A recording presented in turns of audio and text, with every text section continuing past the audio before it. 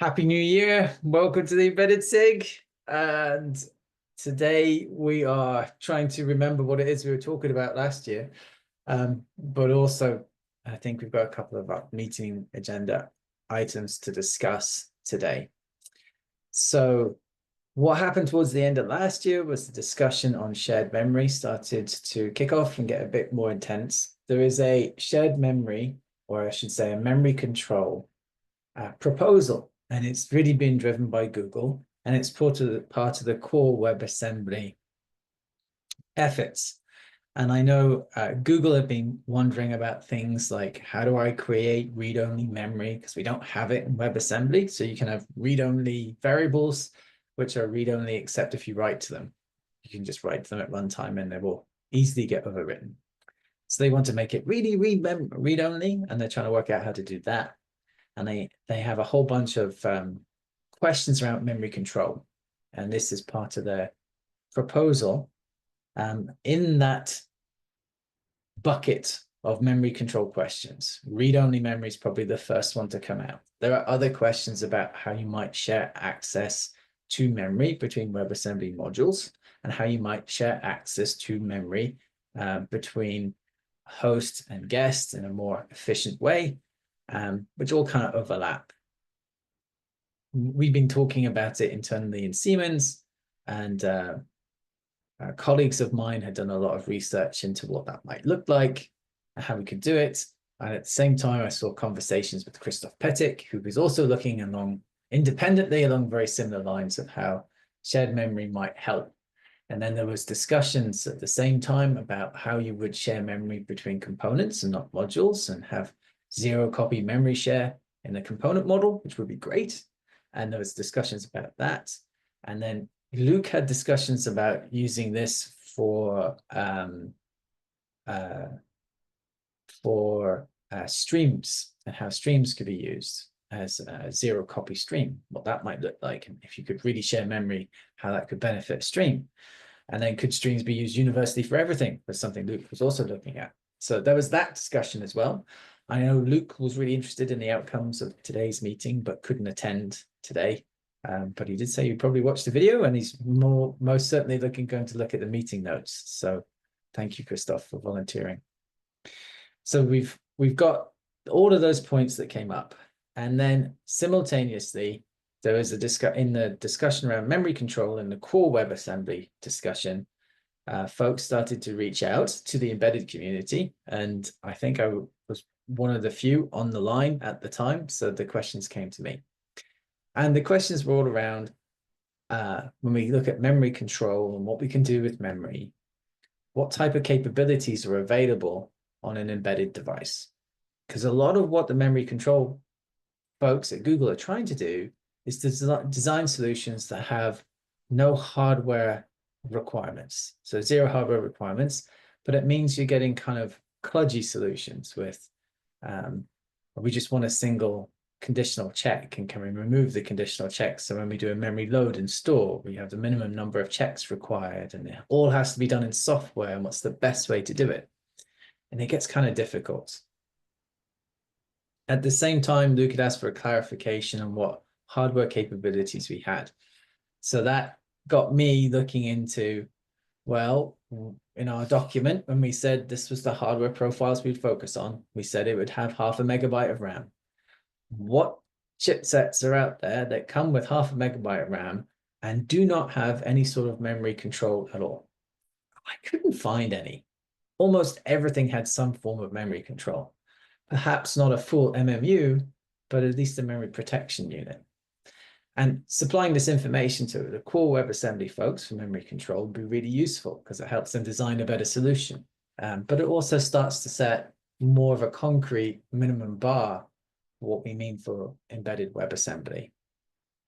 There are questions about when an MMU might be possible to use for shared memory and remapping memory between different WebAssembly modules, components, and hardware.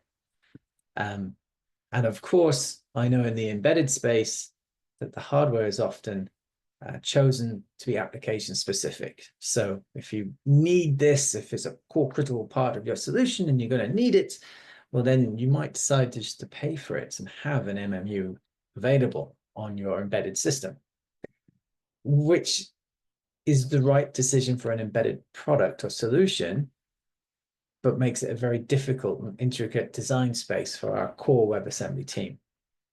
So with that introduction, one of the first points on the agenda today was to talk about the minimum hardware requirements that we see for embedded hardware and where we think that line should be. Now, I've just looked at what the hardware provides, but of course, when we talk about running WebAssembly in the embedded context, we almost always talk about running it on top of a real-time operating system as well.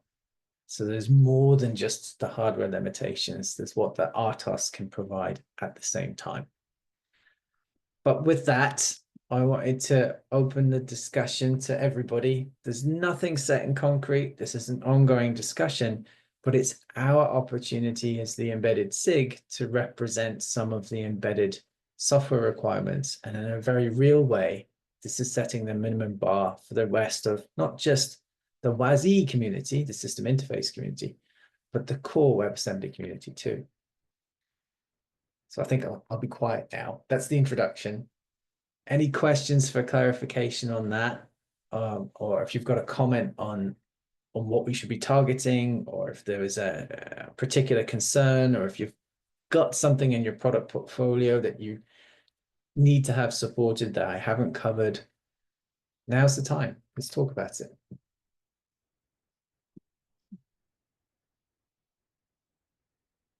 Silence.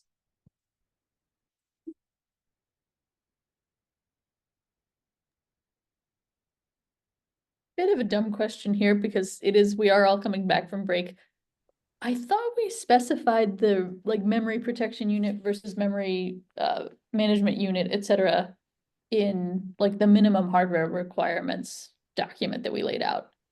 I am of course not finding that quickly, but if anyone has that pulled up, what did we write down there?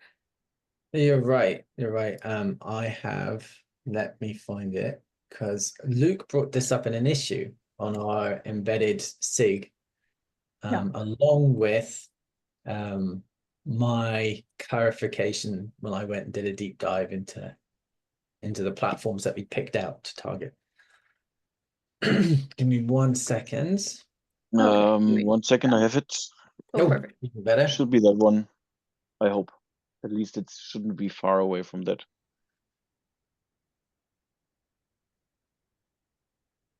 Yeah, and if you go to the single issue on that, it's Luke's. Ah, I see that so we didn't commit to having an MPU. We say, all right, most of the time they've got an MPU, but there's deployed devices that don't have either. Right. Okay. And then when Luke asked for clarification, I went through and I was like, and I updated the table there. Let me see if I can share my screen. It's been a good break when you can't find the share button. Share. Oh, it's the only multicolored button in the UI. That's good. yeah.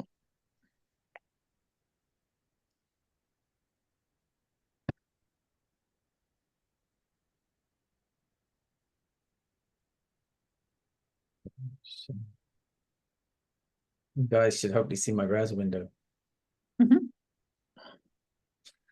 So when I went through these, I'm like, oh, well, these are the target boards we said you should buy to give you an example of what you should develop on. And I just went through really quickly and went, well, they're all kind of high end. At least the RISC-V ARM, and obviously it can be nigh on impossible to get a 64-bit x86 box without an MMU. But they all have MMUs, and like, okay, the ARM32 has an MPU present. There's an MPU in the extensor ESP32 device. And then when I was looking for a RISC-V 32-bit device, I actually couldn't find one with 512K of RAM that you could buy, because most of them had like 64K and much more targeted and much more the lower end of IoT.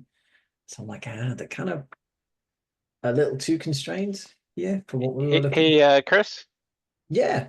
I provided a comment with a reference to one of the boards we started using on the RISC 532, the ESP32 C6 is a dual core RISC 5. I think with Perfect. 1 mega memory. The data sheet in there, it doesn't have a quote unquote MPU, but it's got this memory protection feature that allows you to protect certain banks. Thank you, Stephen. That's great. 7 hours ago. See, not enough coffee in the day to catch up, Stephen. Perfect. Well, I'm also 7 hours ahead of you. Also true. Also true. But that's good. So okay, so I can update that. So that's really good. So then when it comes to memory protection, there's a couple of things that are coming out. So when Luke's asking for the clarifications for the MPU, then he's also like, hey, how can I use it? What are the limitations in using an MPU? How many blocks does it support? Could I hack something together that would allow me to use it in a buffer? Is that worthwhile doing? Those are the questions that come up, but they tended to get quite low level at that point and quite device specific, I think. But it is the obvious logical next step is once you understand it as an MPU, how do I use it? What could it be used for? What benefits could we foresee core WebAssembly using this for? Yeah.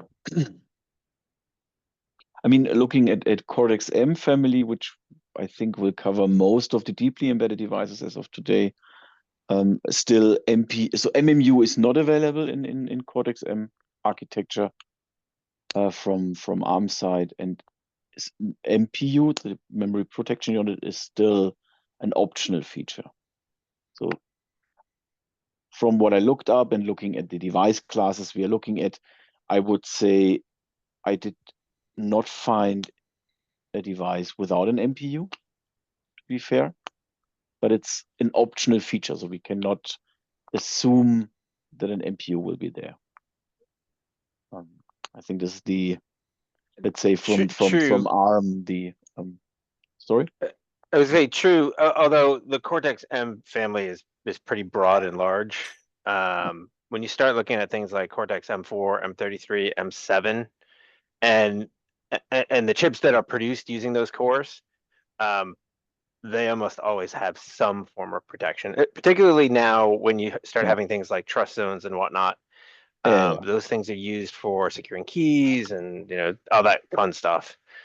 When you look at the really low end, like things that are doing like the ABS control system in your brakes, well, it's probably a Cortex R, but those very, Cortex M0s, those really fixed point devices, that's not really in our wheelhouse, I don't think. Yeah, that's what I meant. So it's yeah. Looking at the ARM documentation, it's an optional feature, but actually I think every Cortex M3 and 4 and 7 has something in place. At least the ones I looked at. Yeah. And the question is also if we have use cases where you want to use WebAssembly and WebAssembly modules on processors that does not have some sort of memory protection. Also looking at the Cyber Resilience Act,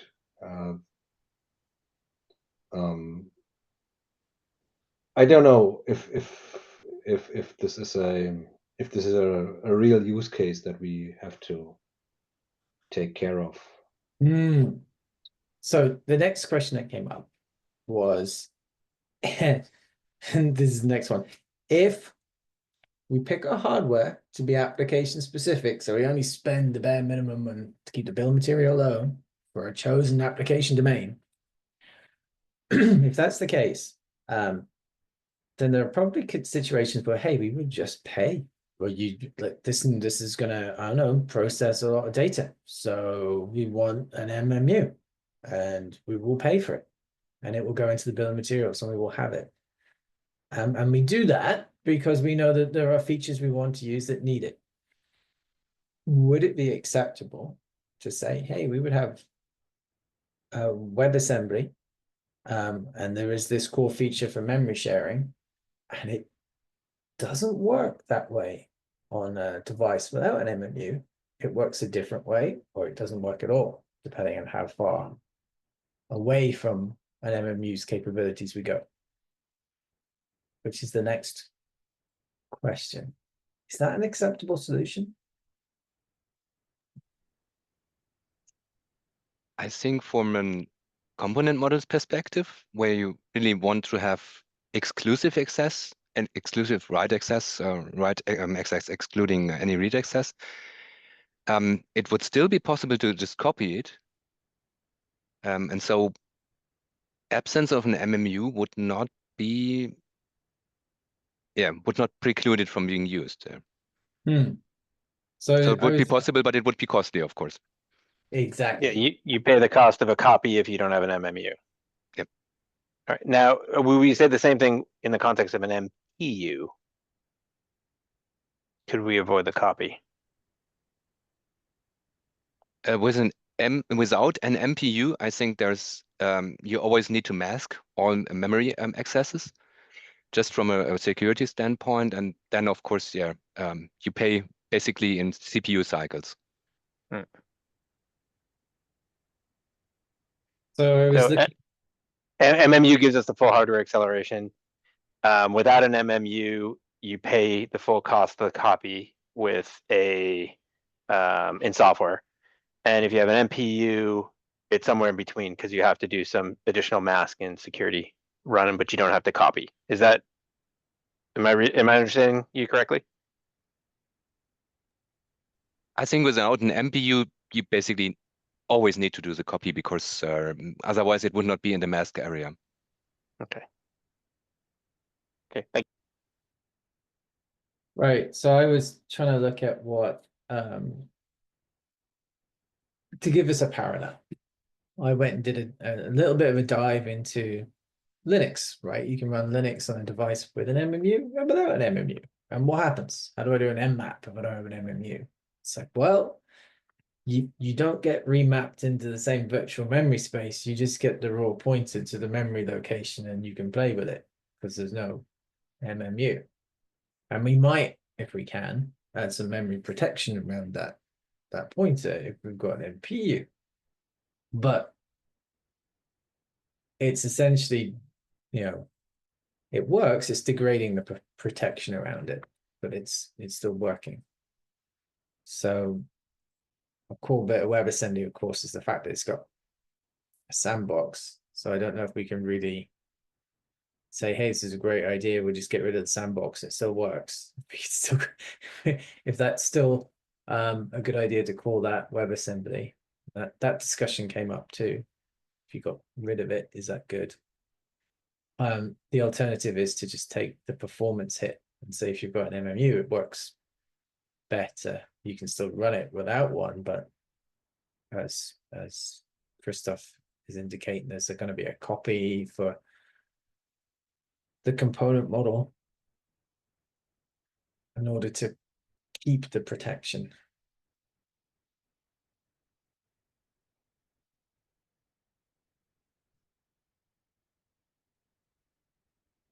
But you could imagine that some folks might just do a application specific use case where they decide to drop the protection. Of course, if you have a discontinuous memory, you can still use some sort of memory mapping to a totally alien address. And that would probably break some assumptions of the WebAssembly execution environment, especially when it comes to bounded accesses and all these things. But still, an MPU would give you some sort of protection. It would just be very, very specific. Right. And I think it's important we got to break the problem down. In order to, I would leave, there's a separate discussion about how you would render this in WebAssembly, I think, in terms of the memory protection and bounds checking. And the first discussion is, well, in an ideal world, we'd want to make use of whatever we've got, right? To a certain extent.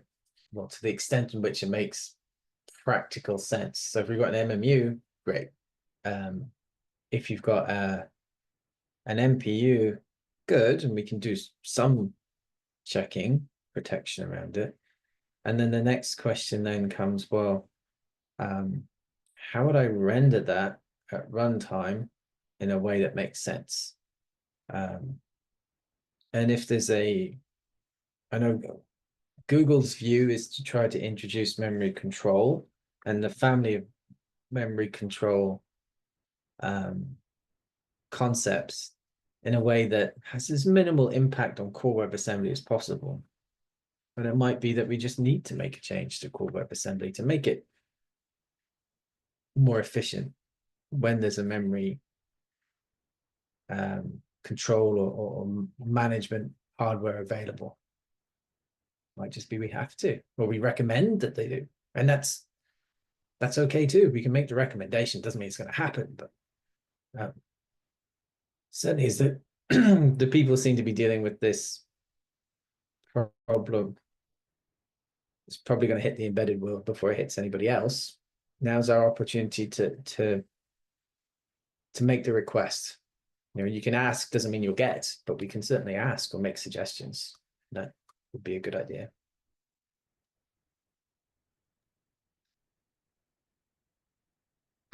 To me, so the memory protection, or really the generic one, is very generic, and I feel that's at least to my usage is over generic. So I would prefer something which is more tailored towards just exchanging small chunks of memory in a very controlled way using the host. Because you can also always implement something similar with just copying or any sort of host polyfill. And that is basically, the use case clearly comes from using streams with WASI 0.3 in a zero copy fashion. Right. And I think we've got slightly different use case where we have a collection of both hardware and multiple concurrent software processes accessing the same memory.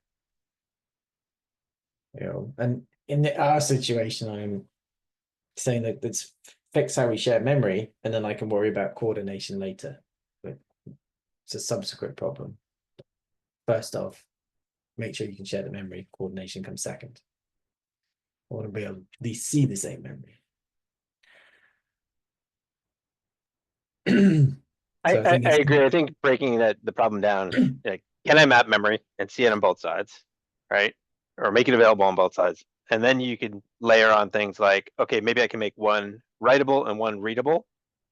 And then you could say, okay, how do I manage, mutual access, right? Those are three different phases and probably have different ways to solve them. But even if you just do, I can write on one side and read on the other, I think that solves a lot of people's problems.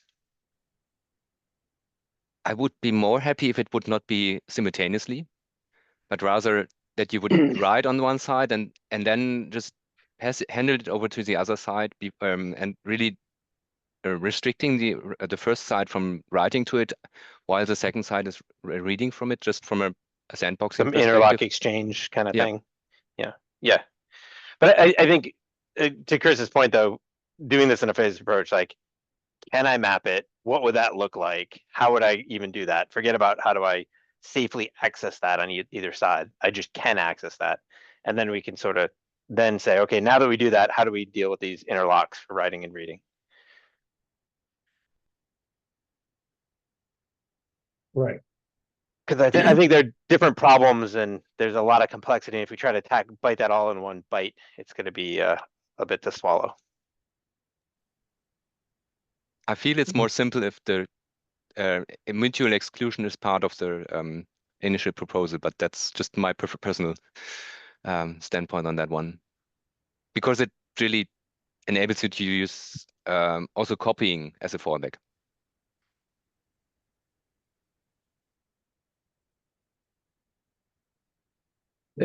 I think there's two approaches. There's the bottom up, just give me the memory sharing and we can layer stuff on top.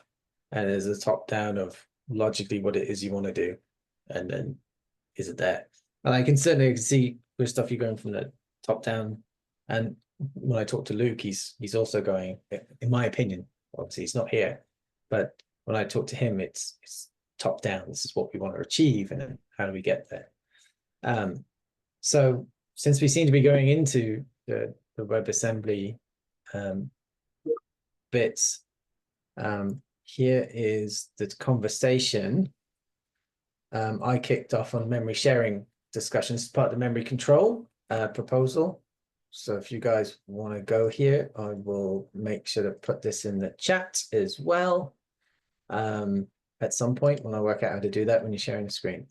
But so in this memory sharing discussion, I said, let's do a bottom-up approach, just work out how we share devices. These devices with an MMU, and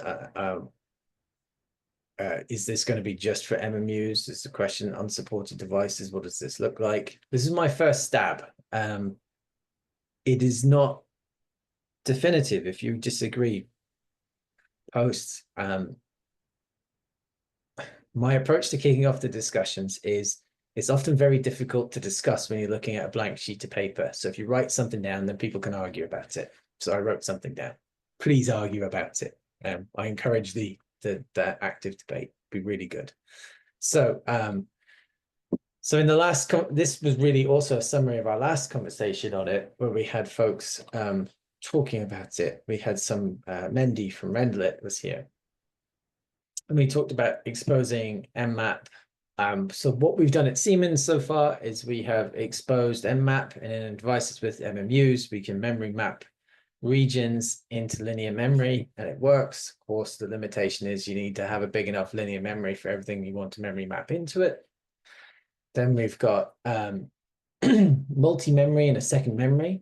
So he said, well, this is probably not a good idea. Is there a different way we can do it? We know there's a bounds checking mechanism that WebAssembly has. So why don't we just make that other memory we want to access a second memory?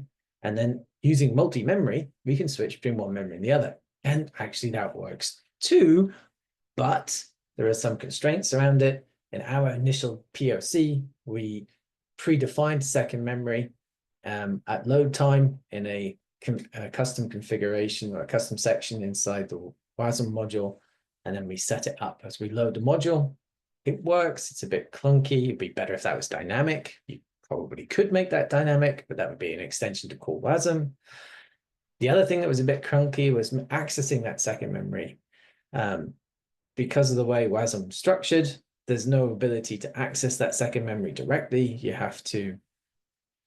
had to write some getter and setter code, and that getter and setter code works. It works fine, but essentially we're copying in and out that second memory, which kind of defeats the point of having a zero copy memory access. And that became a bit of a bottleneck for us in our performance testing. So we went, this works, but we need to get rid of this getter and setter function. And if we could have just direct access to that second memory, it would be better. Then we've seen you could share the lower memory region between modules and hosts. We share upper memory region between modules. We saw that. And then there were other options that came up, represent shared memory as a component model constructs. This was the don't define it all. You can polyfill the back end, top down more like approach, and there you could have something that looked like a stream, and you could render it any which way you wanted to after the effect. And then we had memory reference. So the memory ref was a concept that predates, I think, my involvement in WebAssembly, so a good while ago. But the idea was that you would essentially have a fat pointer, and the fat pointer then would be able to encapsulate what you wanted to access. So we've seen the fat pointer implementation before. Cherry does it, for instance. if you've not seen it before, that's a capability enhanced RISC instruction. It's a hardware instruction extension that defines a pointer to be a double machine word length.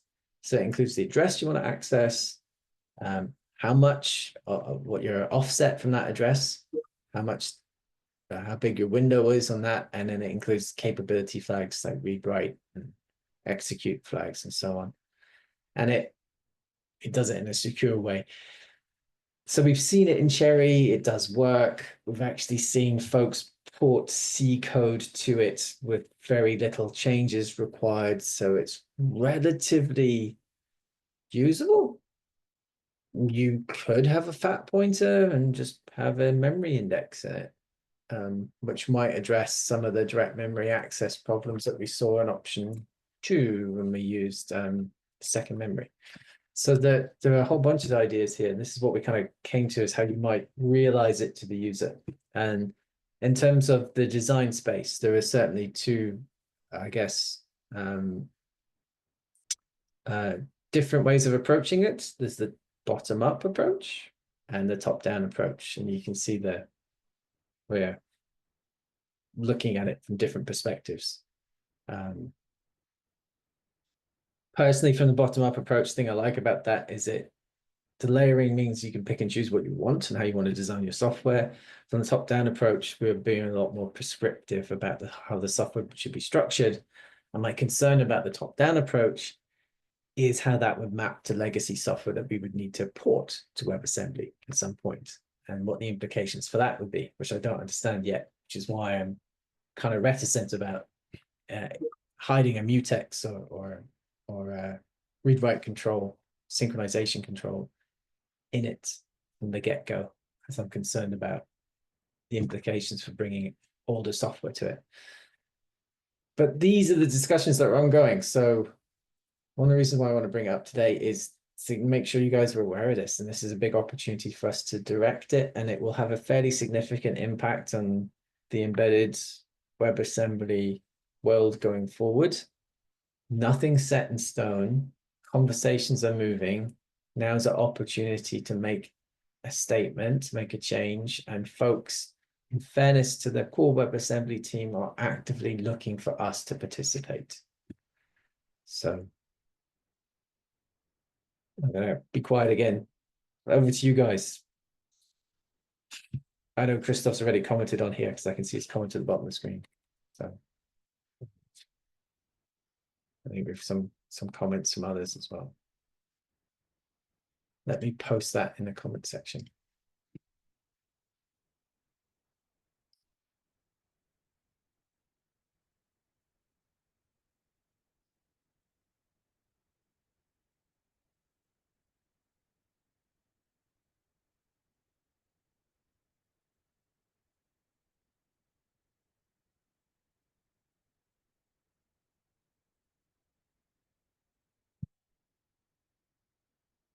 There we go. Silence, stunned silence.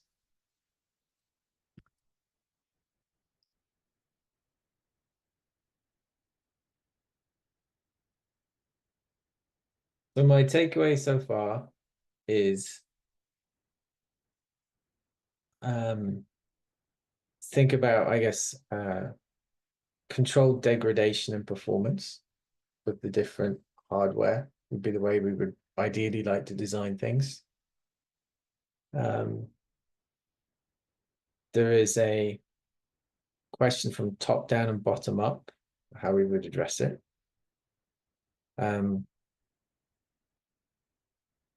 My concern is, you know, my hand is tied because we have a lot of legacy code that we would like to bring to WebAssembly, and if we have legacy code, it's going to be C-like and POSIX-like, and it'll expect the same types of conventions, and it guides me in thinking this way, which is more of a bottom-up approach. And then with the top-down approach, I have questions around how that would map and would it really work, and those are the other questions I would have, and needing to at some point put something on top of the top-down approach that makes it look POSIX-y so that it makes sense. But these are the things that I can see coming, at least from my perspective.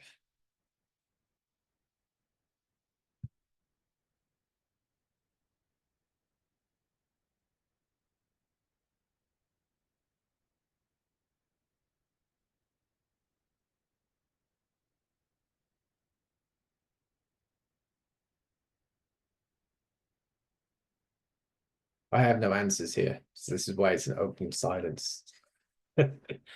There's no easy answers to this one. And most of these design decisions, I think it's a case where we can't. It's very rare that we're able to please everybody. So the question becomes, what's the most practical way forward?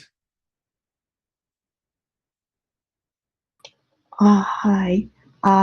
Just let you know that our project will use the option 4 because our model team already implemented it. Option 4 is, I think, we use lower memory space for the shared memory. Yeah. Then actually we haven't used it. We haven't started implementation, and so actually I cannot say any problem happen or concerns. So just today, let you know that we will try to use it and then maybe break if we find some issues. Good point or bad point. So yeah, today just the information sharing. Hopefully we want to bring this one March. We want to finish the testing this option. Great. Thank you.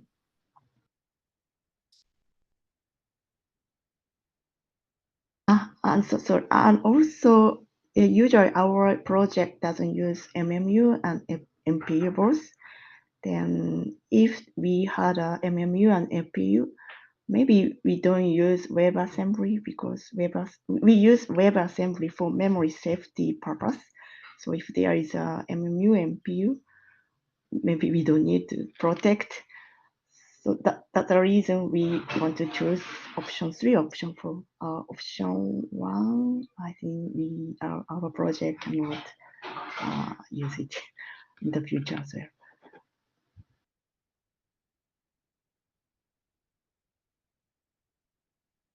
Good insight. Thank you, Ayako.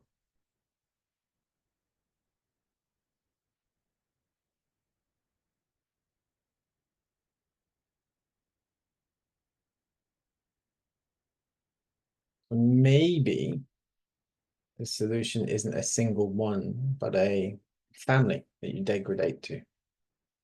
If you have this is an option.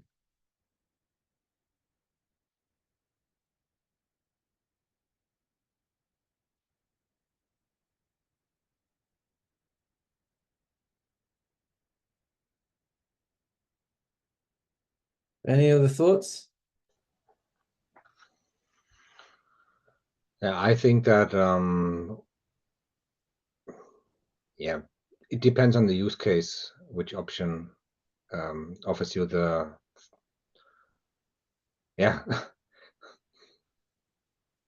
the trade-off you can take at the end. If you have a use case where you have just WebAssembly modules that you want to kind of load side by side to another WebAssembly module to the very same process that you're executing, and you want to have shared memory between those, you can do that with option 3 or option 4.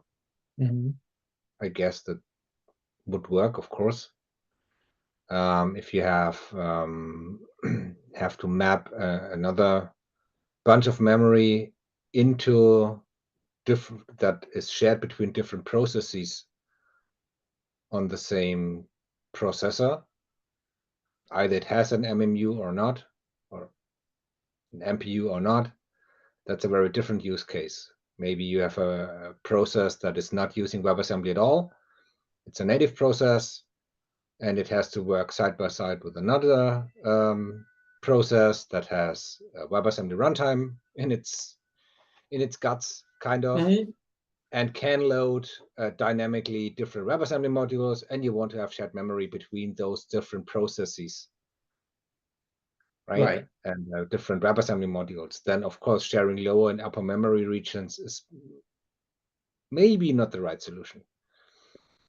Yeah. Because you have to mmap some managed memory that is managing the memory from a very different kind of artifact on the processor. Yep. So you know, so all these options have a very, very valid use case, but they are depending on the use case. And then it would be cool if WebAssembly and WebAssembly Core would allow to use a flexible solution for shared memory and not only one size fits all. I don't think that this would work.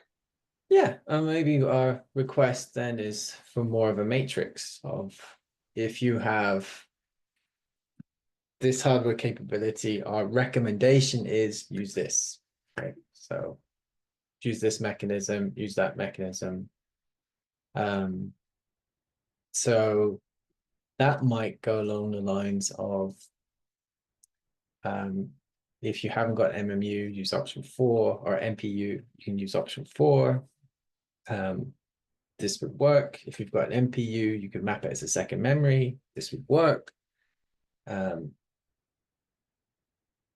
Here's how if you were to do that, here's our recommendations. Make sure we can use the second memory without these memory copy getters and setters. Get the performance out of it. Do that. If you're using it with the upper range, then perhaps you've only got one region that you can share. That might be okay. And then the suggestion then would be, if you look at it from a WASI perspective, well, hey, if you wanted shared memory for zero copy for sharing in streams, these are the lower level constructs that you could leverage to make use of it, right? If you've got an MMU, you could do that. If you've got if you don't, you might have this upper memory range that you could use. Maybe that's good. I don't know.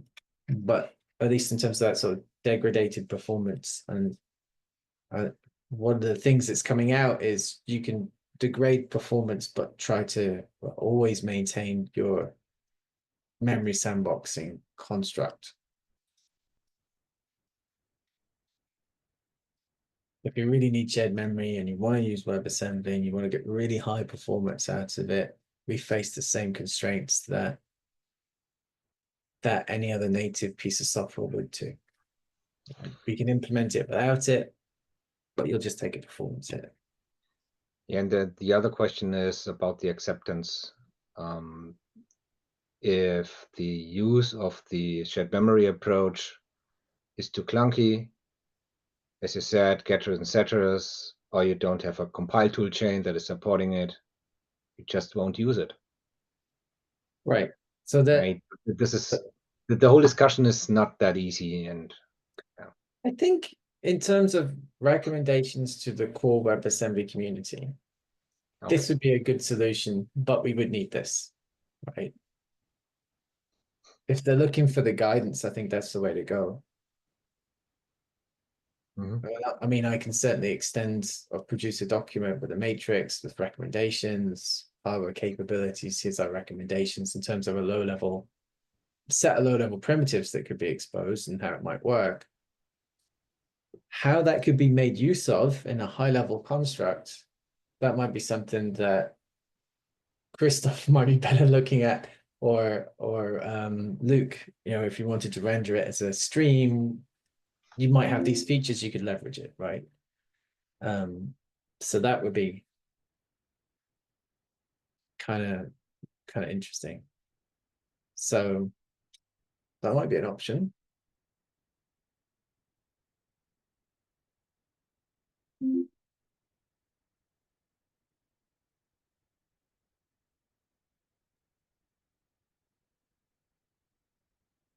We are 10 minutes to go.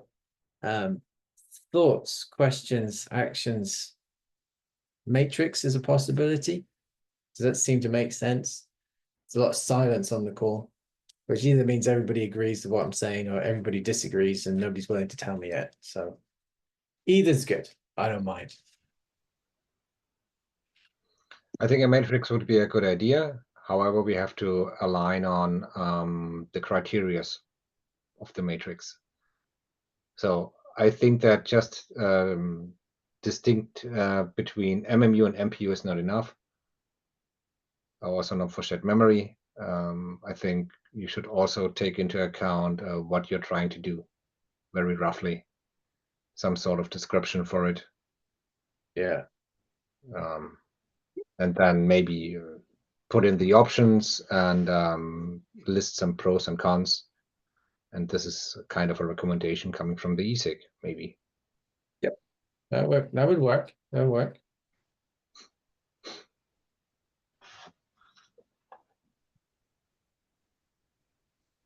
I feel that there's currently two different approaches which both have their own use cases.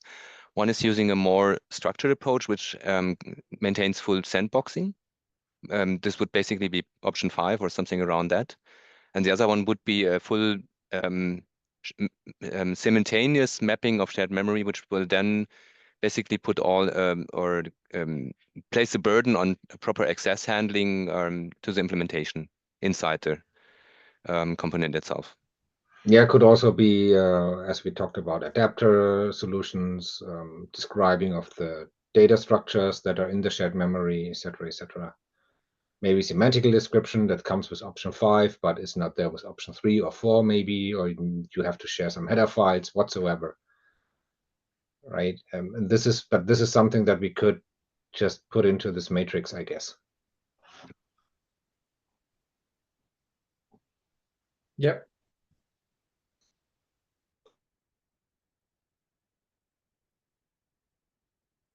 Yeah, that makes sense. I can take on the task of trying to sketch out that matrix. I'll do it really quickly so we can hack at it, following the approach of write it down and then argue when it doesn't make sense. Well,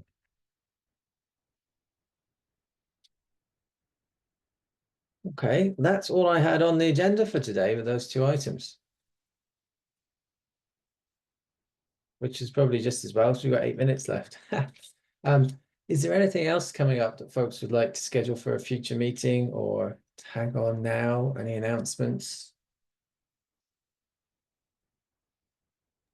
Yeah, I've got a couple of topics I wanted to discuss with this group, but I think I'll just raise a PR with the agenda for the next meeting, and we'll take it from there.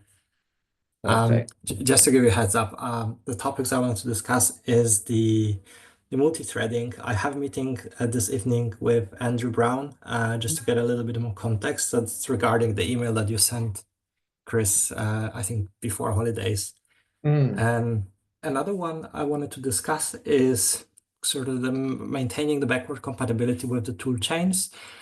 So for example, there was a recent change in Rust where they enable the ref types by default in the toolchain, and there's actually no way to disable them unless you use a nightly version of Rust. And there are workarounds, but I'm more worried about any future changes like that. I know that maybe WebAssembly in embedded devices is not that common yet, but as soon as it will be, I think it will be a significant problem. So I'd like to discuss with the group some of the approaches that we can propose to the toolchain maintainers, and do a little bit brainstorming of that, because that might really hit us hard in the future.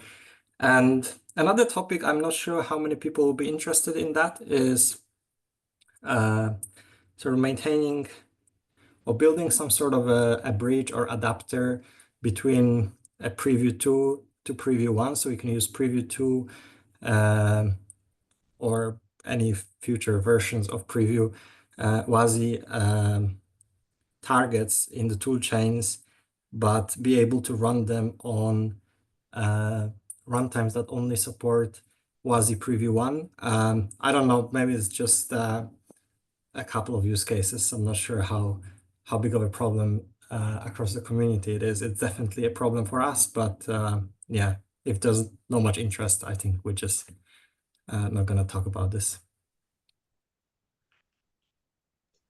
I would guess there would be some interest in that with Martin. So I would have interest in it, of course. yeah. The points tackled, from my opinion, a very, very important kind of thing. It's about the decision whether using WebAssembly or not in the products, right? And when do you start in really use it productively? And when I see problems like consistently catching up with the latest updates that might break existing approaches, this is something that is a very, very hard concern. Yeah. When you, for every kind of decision you have to take when you hop on a new technology or not. So this is something that we consistently talk about with maturity, kind of backward compatibility, and I feel, Marcin, at least I hear it in that way, that you and your team are struggling with that, and I assume that this could also hit others that try to use WebAssembly in its current state for productive usage on embedded-like devices.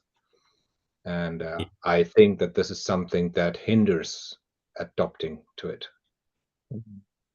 That must be raised, and I think we already raised it in multiple occasions. Right. Yeah, I think maybe we just should have sort of like a statement from this group and some recommendations rather than individuals raising an issue, and maybe also come up with some proposed solution as well. But maybe I'll just open a ticket for each of the topics in the embedded SIG GitHub. So there'll be an issue for each of the topics, and feel free to chime in there. And yeah, we'll discuss them in the future meetings if that works. Yeah, certainly over the Christmas, New Year period, holiday period, I encountered the WASI latest WASI SDK turning on reference types by default, and then things didn't work in WAMA because you needed to change your build to do it on reference types. So things like that were just that one in particular was really bad for us. I'm glad that we found a workaround, but if we didn't, that means that we basically got stuck on a particular Rust C version and we're never able to progress unless we fork it. So yeah, okay, let's discuss. Looks like it's a problem for many of us. Other things that are coming up is W3C in-person event. It's been held in Fastly's offices in San Francisco in February. There's a WebAssembly Research Day, which will take place just beforehand. And there is a call for papers for that research day. If you haven't got the invite and the call for papers, give me a shout. Drop me a line. I will make sure you get it. I'm not organizing it, but I know the people who are. So happy to do that. The research day in particular is usually attended by a lot of the folks who are staying for the W3C meeting. It's just the day before. And it's also a really good idea to put things on the W3C attendees' minds that are important to us. It's a good opportunity to showcase that there. So just a thought. And with that, we are about at time. Thank you, everybody. I also have a small announcement. Go for Just few seconds. So WASI 0.3 is really progressing nicely. So WASM Tools already contains WASI 0.3 support, and with Bindgen is currently in review. So there is some back and forth already between the maintainer and the creator. And I created a native compilation prototype of streams, which you can find in my normal GitHub repository. Ooh, add that to the meeting notes. Good stuff. Awesome. Yeah. Okay. Well, with that, ladies and gentlemen, let's wrap up the call. Happy New Year. And it's great to see you all again. Thank you for coming. Thank you. Bye. Bye-bye. Take care. Happy New Year. Thanks. Thank you, Happy bye. New Year, everybody. All right. Bye-bye.